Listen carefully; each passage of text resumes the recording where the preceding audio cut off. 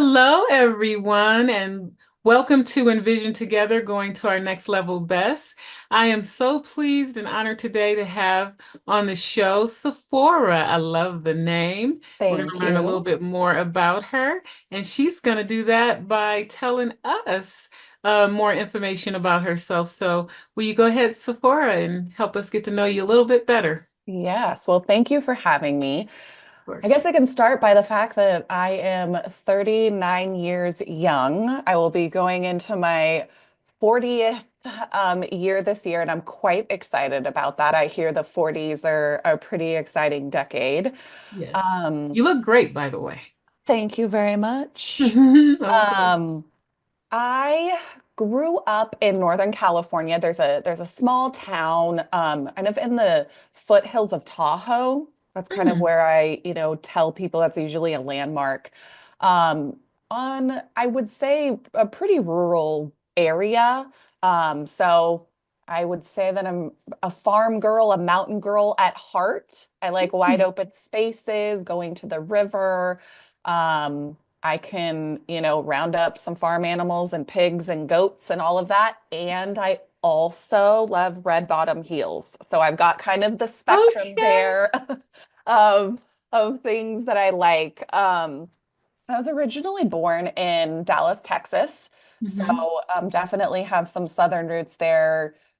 Grandma lived there, mom lived there while she was growing up. And so Southern cooking is close to my heart. If it Okay. doesn't have a pound of butter, I don't want to eat it. So yeah. Hear ye. I agree. Yes, yes. Um, I am the oldest of two of us. My sister is 6 years younger than I am, and she is one of my best friends. I Hmm. love her dearly. Um, she and I grew up in a pretty tumultuous household. Our father was pretty emotionally and physically violent towards my mom, my sister, and I. And Hmm. so there's definitely trauma bonding that happens Hmm. especially with your sibling, who's really kind of the only person I think that really gets what it was like to grow up in the same household as you having the Yes. same experiences, seeing your parents through the same eyes. And so her and I have stayed pretty close throughout the years, and then especially as in our adulthood have even grown closer. So she's my little sister, but honestly, really kind of my older sister at the same time. She's very wise. Wow. Yeah, yeah. Yes, my name is Sephora. No, it is not after the makeup store. I am much older than the makeup store. And no, I don't own it. Those are kind of the questions that I get of like, do you own it? And I'm like, no, I wish I did. I would have access to all of the fun makeup stuff in the Mhm. world, but I don't. And then everybody would be asking you for, hey, can you ship Yes. me? Yes, I know. My name is actually originally a Persian name from Iran. And so I do have a few Persian friends who initially, when we met, they were like, "What's going on, Sephora? You're clearly don't appear to be Persian. You don't have an accent. Like, what's going on?" And it does come from great grandparents. Who Hmm. were from that part of the world. And my mom really loved the name. Okay. She heard it as she What was does it growing mean? up. So it actually is biblical. Moses' wife, her Hmm. name is Sephra. And so Ah, kind of how we pronounce it here in the West is Sephora. I got you. Okay. Yeah. Yeah. Nice. I have two children who I would say are my absolute biggest teachers in life. I can Never, relate to that. I yeah, have never have one. I ever done something so hard as parenting. Hmm. It really makes you open your eyes and challenges you, and also the greatest gifts come out of parenting, Hmm. truly. So I have two girls. Um, they are 7 and 9. Aw. and really kind of at a fun stage. Like they're kind of Yeah. independent, but they still like being around mom and dad. So Yeah, that's fun. that Um, is yeah, I've been with my husband for 18 years. It's kind of crazy to think like beautiful. that. Yeah, because that means like kind of right out of high school because you're Yes, young. yes. So like really my entire adulthood, and I do say to him, he's 10 years older than I. So he had a little bit of life under his belt, but I've really kind of grown up in our relationship. And so it's been interesting, kind of being with that person and evolving and having that person by your side. He's another one of those people that I would definitely consider my best friend. Aw. Yeah. That's beautiful. I love hearing about who you are and Yeah. some of your background and experiences. That's really neat. Yeah. I can relate a little bit to your sibling relationship. Mm. My brother, 2 years older, well, almost 2 years, like a year and 9 months, Hmm. he did pass away some years ago. Oh. But a lot of people would sometimes think I was older. Yeah, yeah, I think I had a certain degree of wisdom, but I have to say my brother was pretty wise too. We were very yeah, similar, actually. yeah. Um, so anyway, I I love love it when there's, siblings that your soul just kind of knows them and, came into this life as, kind of partners and growing up together. absolutely. That's exactly what it was for us. We were so close. We were Yeah. so close that people used to ask my mom, "How did you get them to be so close?" And Yeah, even though we were male and female, we yeah, shared probably like we were male and male or female and female. yeah, We were so close. It was really nothing we didn't share with each other. yeah. Was it always like that? Were you close from the very It really beginning and it just was kind of continued through life? That's from the amazing. very beginning. Yeah. And in fact, at his funeral, I mentioned that he took my mother so seriously Mm. about crossing the street. Hmm. She's like, you hold your sister's hand and you look both ways Hmm. and I remember to this day how serious he was.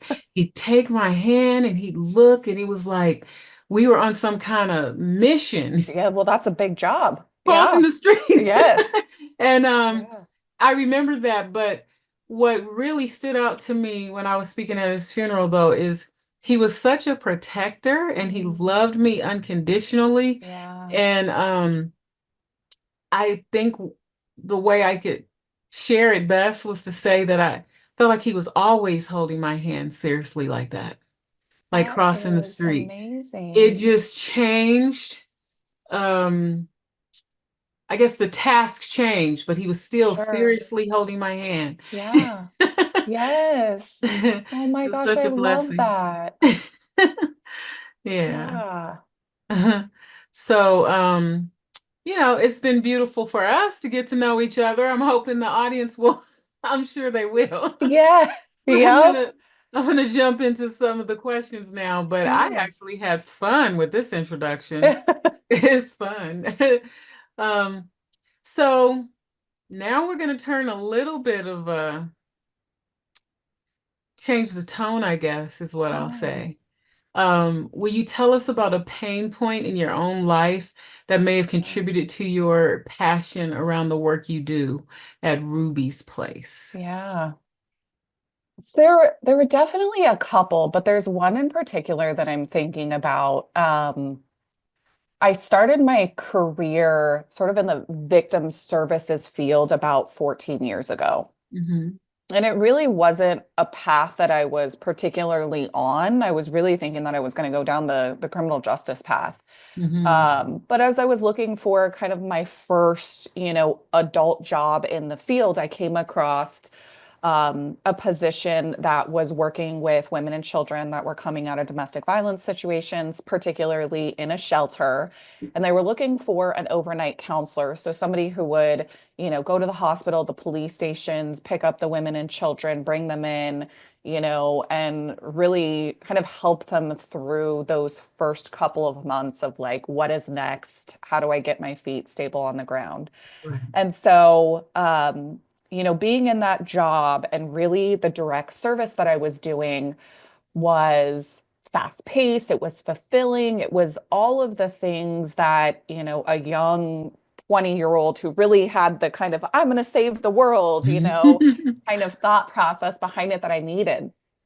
And then, really, kind of 4 years into it, so about 10 years ago, I had been doing the direct service. I had been in the shelter for about 4 years, and it was really a time for me to kind of sit back and see where am I going to put my mark or have my mark on, my career and in the field. And one of the things that really kind of bothered me, and that I was really struggling with sort of emotionally, both professionally and personally, was I was seeing the same women come through the shelter over and over again. And additionally, we were also seeing the same women come through who were different women but had the same abuser or the same person who had caused harm to them. Mm. And I remember sitting at sort of the front desk of the shelter and kind of looking out the window, and had just read the roster of the people that had come in, and particularly, be on the lookout for this person if they contact them. And I thought to myself, you know, where is the person who had caused me harm, in my first adult relationship or, Mm. teen adult relationship, which, truly was a domestic violence situation? Mhm. Is that person going on to cause harm to another person? Are they married? Do they have children? Like all of these questions kind of came flooding in for me. Mhm. Um, and how many people were they going to impact and sort of pass on the trauma or the violence to? Mhm. In addition to thinking about, my father, and even though, my mom, my sister, and I were not, really in his life anymore, Yeah. I'm sure he had gone on to date other people, be in relationships, and how Right. many people was he going to impact negatively? Mm. And that did not sit well with me. And it Mhm. was really a painful place for me to think about, okay, we are pulling people out of the river kind of downstream that are, just barely making it, drowning at some points. But as, Desmond Tutu says, we're not going upstream to see why they're falling in the first place. Mm. And so while it was also a painful point for me, it also really set me on my path of, discovery, more education, learning, absorbing, and really finding my way of where I wanted my career to go and what I wanted to make, what change I wanted to see in the field. Mm. Yeah. Wow, that is great. And it's powerful. And I guess I just love that you listened to yourself. Mm, You were pondering all these things and you knew that it meant something and you committed yeah. to see it through and to sift through it. And I'm happy that it happened for you so early in life because some of us, we start piecing that stuff together much later. And unfortunately, some of us never actually piece it together and Yeah. find that sense of purpose. Yeah. But your life, in a lot of ways, was speaking to you through what you experienced in your home to the work you were doing to help others. And then you had that epiphany Yeah. um, and see, that's everything Mm, because now it positions you through experiences to live such a life of purpose where you're helping other people. And yeah. I really think that's the key. That's it even helps us make sense of the pain. Yes. To Absolutely. Yeah, to know that it wasn't for nothing is Yeah. to then it becomes empowering. Yes. Yes. It's all in how we analyze it. And so many people get stuck with the pain. Mhm. But then there's people like you that can help unstuck them. Yeah. I know that's not a word. Yeah. Felt like It's the saying it. word. It totally makes sense. Relevant. Yes. Yeah. Um, you know, I know it's kind of cliche to say that, your healing journey is forever, but it's so true. It It is. it really is. And this journey has not been without times where I'm like stuck, kind of in my own trauma and feeling kind of stagnant and really, you know, kind of struggling, with different things. And that kind of goes back to, my children. Like when they were born, I really do feel like children are kind of the mirror that gets held up for you Mhm. on, Mhm. hey, all that trauma that you thought was kind of gone, or, some things that maybe were unhealed but weren't really coming up for you. Well, guess what? Now you're going to get to see all of that. Right. And so, children were kind of another really big point for me in particular, where when they were born, I was so adamant that they were never going to experience anything that I had ever experienced. I mean, I was just unequivocally, mission driven. And I do think Me too. that, yeah, yeah, um, you know, you kind of can make a conscious choice. I think some other people, can really get stuck in the trauma and not, be able to make a choice on, are we going to repeat processes or are we going to take that as, an example of what not to do? Hmm. Um, but I was so passionate. I'm like, I'm never gonna, my kids are never gonna experience what I went through. But I found myself going, but I don't know how to do this any other way. I was never shown how to Hmm. parent or how to communicate with, you know, a small child when you're tired and you're frustrated and you've been up all night and, conflict resolution, like that didn't exist. Conflict Hmm. resolution in my house was, screaming and fighting and yelling and violence. And so I did also find myself at another point going, wow, I have so much to learn. And I had to really make a choice on whether or not I was going to let that deter me because I Hmm. felt so far behind in life in terms of I don't know how to do this. I Hmm. barely know how to do this with my husband, and we've had definite struggles where he's like, "Look, Sephora, you gotta get some support and help around conflict resolution and when you're mad and your temper." And I definitely didn't know how to do it with children, and um, it it really took a lot of sort of mental power to uh, sort of pull myself up and say, okay, use this as a learning experience, get out there and really dedicate therapists, parenting classes, other moms, to really sort of build that village and that community, um, rather than being like, well, this is kind of a lost cause. Hmm. Yeah. Wow. And I appreciate your openness about that because, man, we're all trying to give our kids what we didn't have, whatever that looks like. Yeah. And I think even times we're overcompensating in some ways. Yes, I have absolutely. learned in trying to do good how that very thing caused me to make some mistakes. Yep. Yes. It was driven by an unhealthy place in me. So how Yep. could I give what I didn't have? Yeah. So, I completely understand Yeah. the things that you just shared. Um, so what are some of the steps and principles of your program, like the core of your message, Yeah. that helps people? Yes. So the program that we developed came from New Zealand.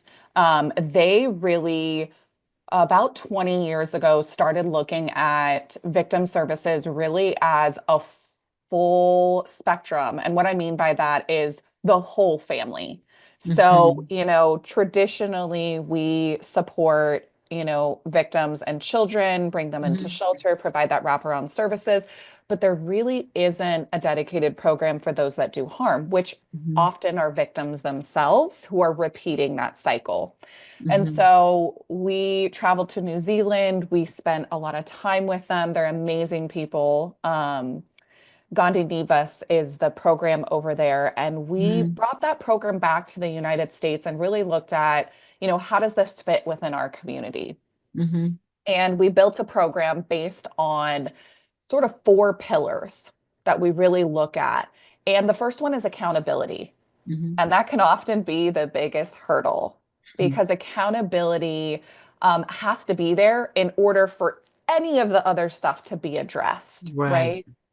right? Um, and so we really start to look with the person on what am I contributing?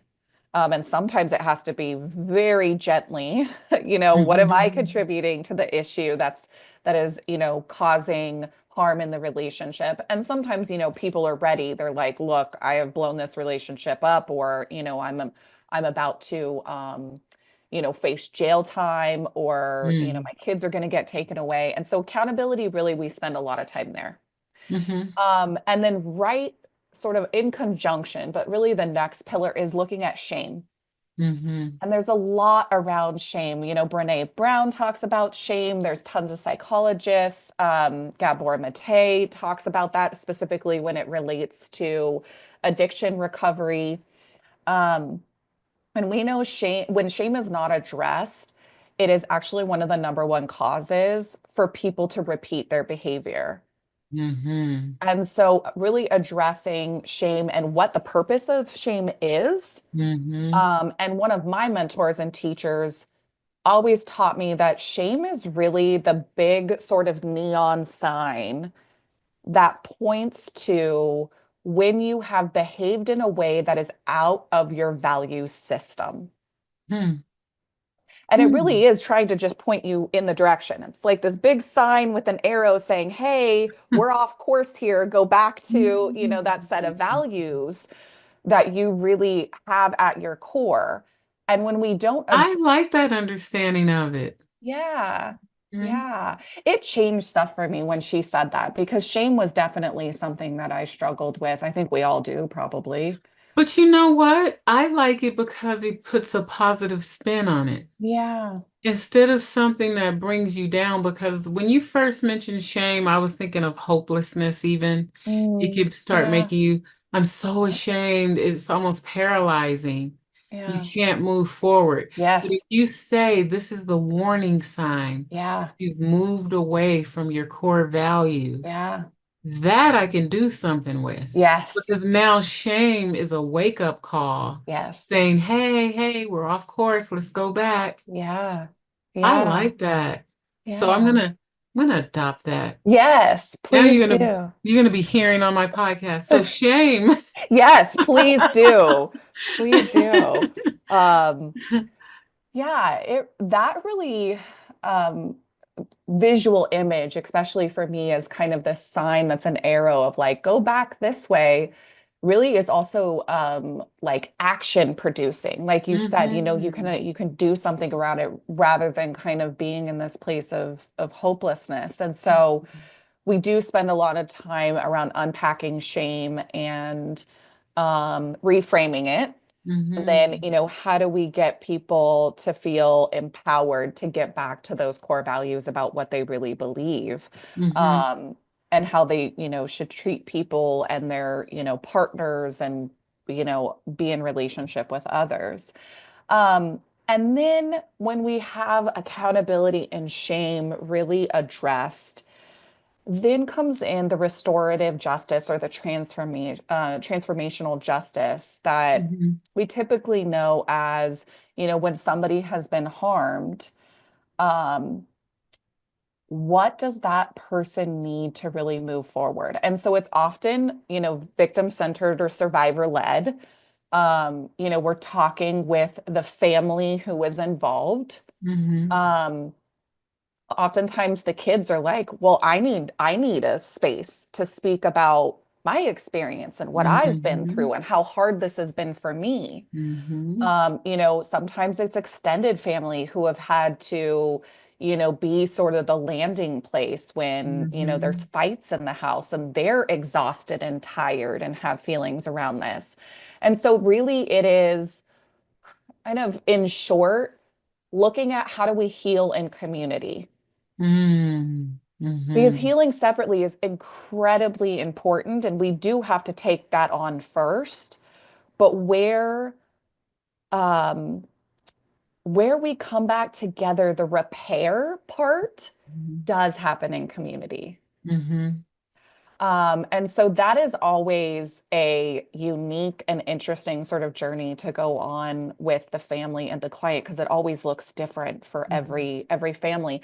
And a Mm-hmm. lot of people say, well, um, or question, well, do all families get back together? And the answer is no, absolutely not. Some families decide, hey, this just isn't right for us.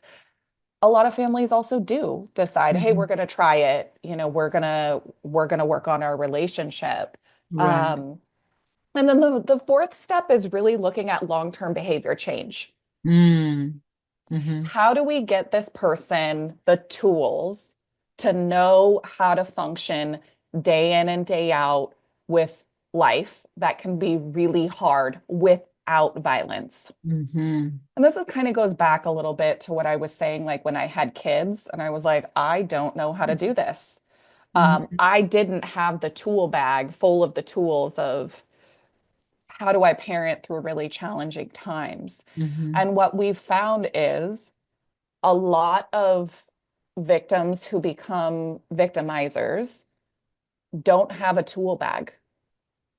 And so they're just, they're using the same tools over and over again and just kind of stuck in perpetuating this cycle. Mm-hmm. So those are really the four pillars that we base the program on. And it's been very successful so far. That is great. And if I heard you correctly, you got it from New Zealand, right? Yes. And Yeah. is your ancestry from there as It well? is not. I Oh. actually, the reason why we ended up in New Zealand is kind of going back to that time when I was sitting at the shelter 10 years ago and I had this epiphany of like, well, we're not really breaking the cycle. There's got to be something in the United States that addresses this. It's just maybe hasn't made it to our community yet. And so I really started looking. I went on a journey, contacted hundreds of organizations, talked to the national coalitions, and there were a few things out there. Like there's the 52-week batterer intervention program, but it is really ingrained in the justice system. Mm-hmm. It's mandatory, and the courts assign it to people, but there was really nothing that was community based that had the restorative justice pieces in Mm-hmm. there. And so I was at an international conference and I heard the Netherlands up there talking about this program. And so I approached them and I said, well, I would love to talk to you about their program. And they said, we actually got it from New Zealand. So I literally Googled them, picked up the phone and called and said, "Hi, I'm calling from the United States. Would you be willing to talk to me about this?" And, a couple months later, we were flying out there with our team Wow. um, to really shadow them and learn how they did this. That's great. Okay. So, you did research, but that's another thing that's kind of positive. It's like when you set your heart towards something, Mm. um, it may not happen overnight, but little by little, the pieces fall into place, the information comes, and Yeah. even help comes Yes. if you stay Yes. the course. So, Yes. um, I I've had to appreciate. practice a lot of patience because I want everything to kind of come together in a quick time frame. But I think that is also the beauty of life and the universe is that it will come together in its own time when it's meant Mm, to. hmm And the hmm pieces of the puzzle will, fit together as long as you stay the course. Very good. So I know, in your opinion, well, not that I know, but in your opinion, what are the key misconceptions about domestic violence and human trafficking, and Yeah. how can we begin to address those misunderstandings? Oh gosh, that's such a, big question. And I do think that it from community to community can change, like from more of the urban communities, there's some misconceptions and like the rural communities.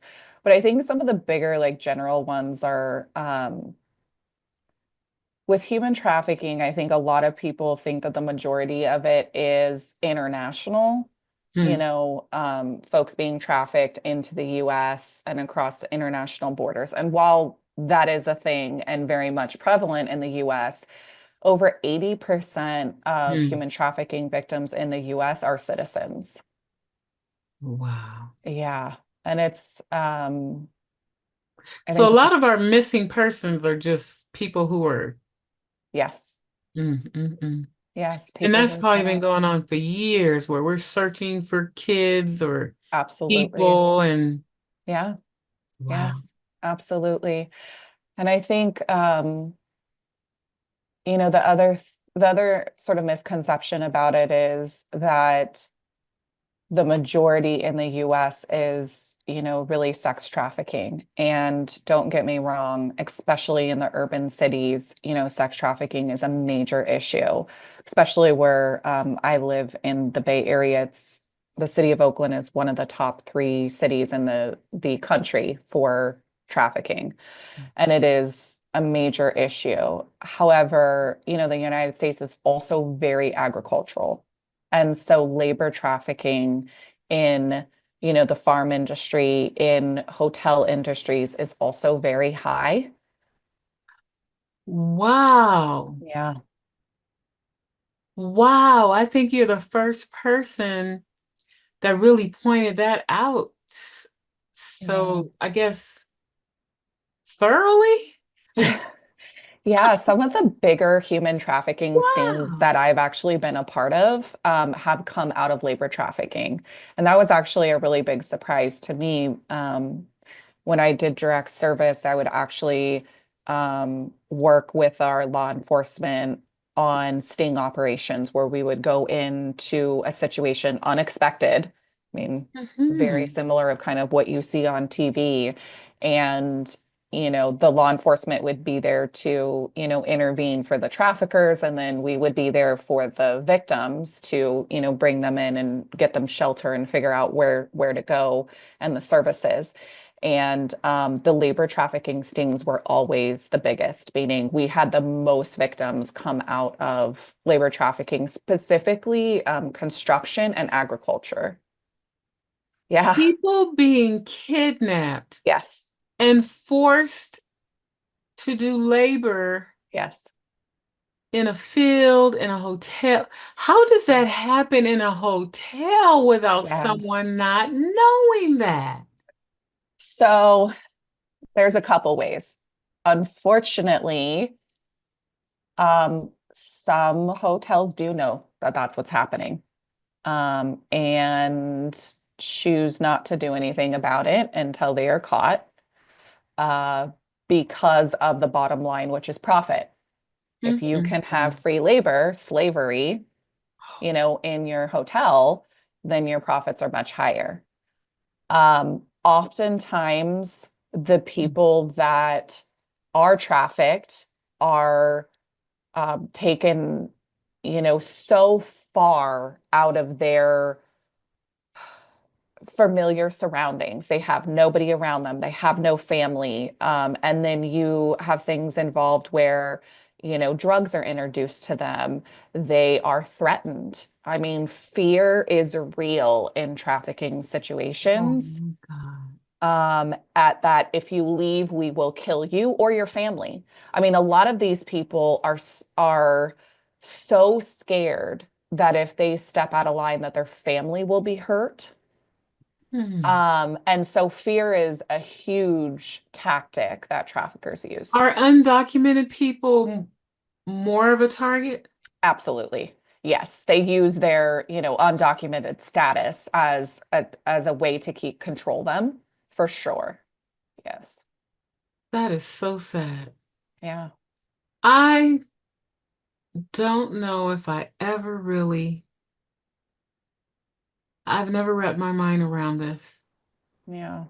Hotels. So literally, I'm listening to you Mm. and I'm thinking about the hotels I've stayed in. I'm thinking about Yeah. people who cleaned my room or brought Mhm. me towels and they barely spoke English, Mhm. or Yeah. I'm like listening to you. I probably have encountered someone in a Yeah. situation like that, unawares. Yes. We all do on a daily basis. I sometimes hesitate, talking about this because I feel like I ruin people's experiences, especially like um in Napa in California. Napa is known for our wine. Like Yeah, everybody's like, "Oh, come to Napa Valley." And I'm like, yeah. "Did you know Oh, that, mm, the wine that you're drinking is oh my most goodness. likely harvested by trafficking victims or undocumented people that are paid, such a Peanuts. small wage that, they can't afford to live." Oh, Um, and that is the unfortunate truth of the day that the day and age that we live in. this conversation is making, I mean, I know, I mean, it's basically slavery. Absolutely modern day slavery. Yes. And I don't know. I'm dumbfounded.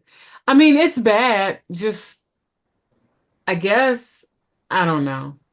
I don't want to split hairs over what's worse, but part of me wants to say that the sex trafficking would be worse. But Yeah. that's me. Yeah. I But mean, it's it's all so terrible. yeah. I think they both have their, nuances to them where, sex trafficking, especially when it's of a minor, it's absolutely illegal no matter which way you slice the pie. If they Hmm. are under 18 years old, that is illegal. And we've done a lot of work around sex trafficking in terms of, many cities have like outlawed, children being arrested for prostitution, Hmm. or saying child prostitutes, like that's not a thing. Children can't be prostitutes, they are trafficked or exploited, minors, CSEC Yeah. children, commercially sexually exploited children. Labor trafficking, it's a little bit harder because obviously working and labor isn't illegal, and so But if you've charge been snatched and forced to yeah do it, yeah. The way that the law is set up, though, is, and I'm not an attorney, yeah. so please, if anybody out there is, and I'm getting this wrong, speak up. But the way that Mhm. I understand it and working with law enforcement is labor trafficking, the victim has to testify and say, I was forced to do X, Y, and Z. And sometimes they're not going to do that because they're so scared. Mm. And so it can be harder with labor trafficking to really charge and, uh, hold people accountable, is what I'm trying to say. Wow. Um, yeah, I mean, in Oakland, gosh, this was that last year or the year before. It was pretty recent. Um, there's parts of Oakland where the drugs and trafficking is so bad that they had to bring in the military essentially to kind of clear out areas because the police can't handle it. Wow. And so, they'll kind of clean out an area and then, police are able to kind of get back in there and try to, contain it. But really, that's what it is, just trying to contain it, rather than really get in there and be able to deal with it because just resources are limited. And what's so, I don't know, the word that comes to me is discouraging, Mm. is it wouldn't be happening if it wasn't a Demand for it. demand for it, Yeah. consumers, if you will. Yeah. Um, it's just disgusting. And I gotta tell you, Mm. I don't want a glass of wine so bad or an orange so bad that Yeah. people need to be snatched and put in a Yes. field. And then Yeah. just the level of greed of society, because a lot of these companies that are doing it for profit, they Yes. have enough money. They Yes. just want more. It's like Yes. an insatiable appetite where enough is never enough Yes. at the expense Yeah. of other people. And I always just think, how did we come to this? Hmm. How does humanity arrive at a place that I put my desires so Hmm. far above Hmm. what's right for you that I'll do anything. I'll treat another human being any kind of way. It's just Yeah. utter madness. It's crazy to me. But Yeah. let's move from the trafficking part Yeah. because, oh my God. It's Let's, heart-wrenching. it's heart-wrenching, and we could probably stay here for the remainder of our conversation. Yeah. Yeah. Um, I'm remembering though something very interesting about your program that I Mm. learned during our pre-chat. Yeah. Um, it's unique to me. I think it'll be unique to probably most that hear about it. You, I think it goes back to your opening story too, Mm. of when you were young and you had the epiphany. Hmm. Um,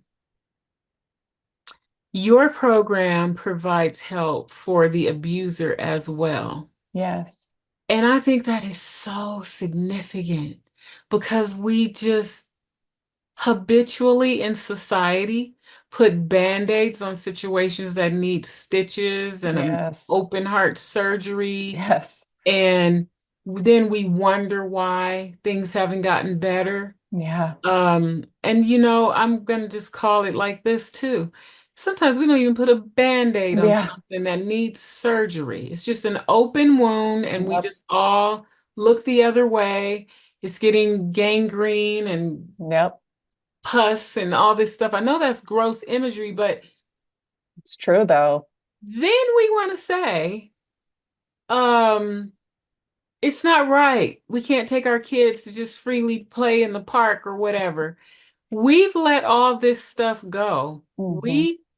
We weren't concerned about our neighbors. And then Hmm. we wonder, but do we really have to wonder? Yeah. I Yeah. love that you had the ability, and I think it goes back to what we're saying too about how we discover our purpose. I love that you had the ability because a lot of people would have the experiences you had and still not reach the point that their love and their overall capacity could look past the pain of Mhm. abuse Yeah. that you have suffered, that the people you work with have suffered, and realize that the person that inflicted that pain Yeah. is crying out for help too. Yeah. Can you tell us? I know I'm all over the place. I'm taking forever to Yeah. ask you this No, it's question, okay. Go but all ahead. this stuff is coming to my Yeah. head. You also shared with me that there was a man who you Yes. heard his testimony. Tell us Yes. all of that. Like,